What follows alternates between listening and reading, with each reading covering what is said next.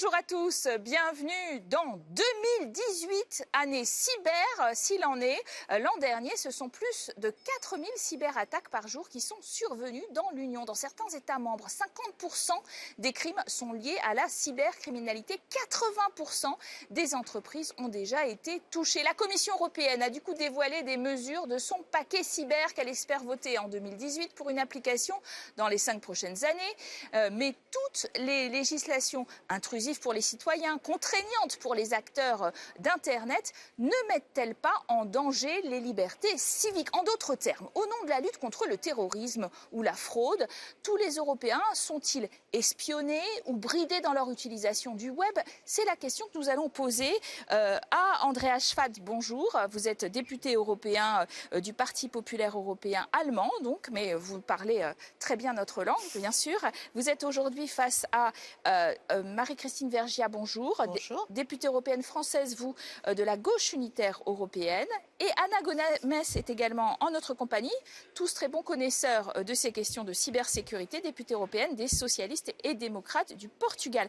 Alors, Bruxelles estime que 80% des entreprises européennes ont connu au moins un incident de cybersécurité l'an dernier. Et d'ailleurs, en tire pour conclusion qu'il faut un label européen destiné aux entreprises avec des critères de sécurité. Ça va suffire? Tout d'abord, il faut dire que tous ces incidents ne sont pas de la même nature. Il y a des petits trucs qui ne sont pas très graves, il y a des choses très graves. Et on a déjà fait une loi européenne avec laquelle on veut créer des obligations pour des entreprises dans des secteurs importants pour notre économie pour faire vraiment face à ce danger éminent. Et comme toutes les entreprises sont liées en Europe, non seulement entre eux, mais aussi avec le monde entier, c'est une priorité pour nous tous. D'autant que ça peut être des entreprises privées, mais aussi des entreprises du secteur public. On pense aux hôpitaux britanniques qui ont été touchés par une dernière cyberattaque. Oui, c'est ce que j'allais dire. C'est l'économie, mais c'est aussi l'intérêt général, parce que dans les secteurs stratégiques visés par la directive auquel vous faisiez référence, il y a notamment le secteur de la santé, effectivement, parce qu'il peut y avoir effectivement des attaques sur les hôpitaux, et il peut y avoir aussi tout ce qui peut être diffusé sur les réseaux sociaux et qui sont des arnaques, si je peux utiliser ce terme sanitaire. Et par ailleurs, vous avez raison, il faut toujours un équilibre sur tous ces sujets entre les questions qui sont posées en termes de sécurité, en termes de nécessaire défense de secteurs stratégiques économiques importants, et la protection des citoyens. La Commission européenne, ce qu'elle préconise assez vite, c'est donc de donner un meilleur statut, d'améliorer la fameuse ANISA, l'agence chargée de la sécurité des réseaux, qui est basée en Grèce, qui va passer de 80 à 120 personnes, avec un budget qui s'établit à 11 millions d'euros, qui va doubler. Ça va suffire, ça? Non, ça ne va pas suffire, mais ça va être très important. Mais je pense qu'il faut comprendre que c'est pas seulement le domaine de la santé, c'est les transports, c'est les finances, c'est l'énergie, c'est tout. Aujourd'hui, notre économie, notre façon de vivre dépend du numérique. Donc, on a absolument besoin de nous assurer de la sécurité des réseaux, qu'il y ait une certification au niveau européen, donc qu'on n'ait pas la fragmentation du marché qu'on a en ce moment, mais en même temps qu'on ait aussi de la réglementation au niveau des droits des citoyens, notamment de la vie privée, parce que oui, c'est ça finalement qui est en cause. Si on s'implique pas dans la sécurité de ces réseaux, finalement, on va mettre en jeu les droits des citoyens. Si par exemple, vous êtes malade dans un hôpital et si vos données vont être Projet volées 2018, alors une nouvelle agence européenne vraiment de cybersécurité. Monsieur Schwab, est-ce que ça fait la différence? Et deuxième chose, comparons les chiffres quand même. Les États-Unis ont consacré 19 milliards de dollars à leur budget fédéral de cybersécurité. Nous, si on additionne États membres plus UE, c'est 1 milliard. On n'est pas dans les mêmes chiffres, ordre de grandeur. Absolument, on parle beaucoup.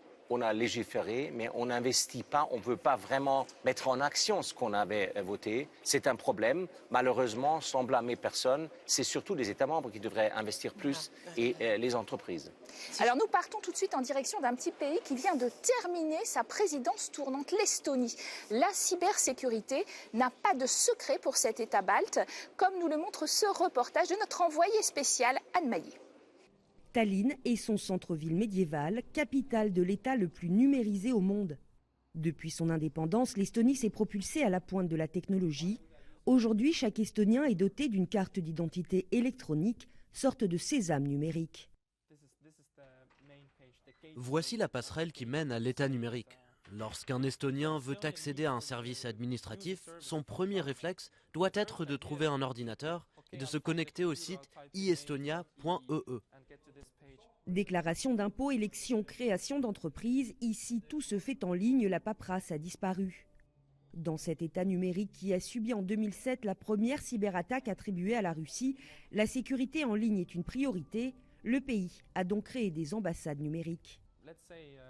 Imaginons qu'un objet non identifié tombe du ciel sur nos données et empêche le système de fonctionner normalement.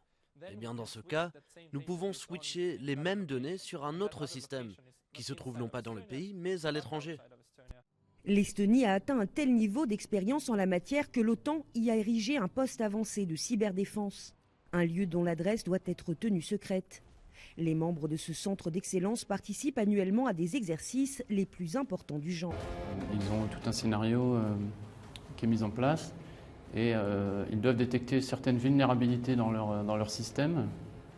Et bien sûr, au bout de quelques heures, quelques jours, ils reçoivent les premières attaques. Le centre compte 17 pays membres de l'OTAN, plus l'Autriche, la Suède et la Finlande. Ex-république soviétique, cet avant-poste est hautement stratégique, alors que les cyberattaques en provenance de Moscou se multiplient. Je pense que le fait que le centre est là est d'une façon de dissuasion, sans doute. Mais c'est clair qu'en plus, il faut avoir aussi de capacité et la crédibilité.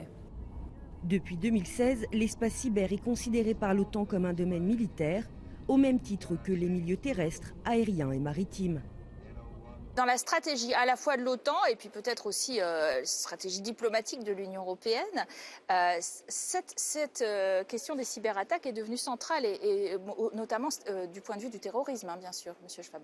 Il y a deux choses qu'il faut distinguer ici. D'une part, il y a l'Union européenne avec ses mesures et la directive qu'on a votée qui veut faire en sorte que l'économie, notre bien-être aussi dans la société soit assuré. Et l'OTAN, de l'autre côté, a ce centre-là qui essaye de défendre l'Union européenne et les États-Unis, qui sont tous les deux membres de l'OTAN, contre des attaques terroristes et étatiques. C'est deux choses différentes, mais les deux sont importants en même temps.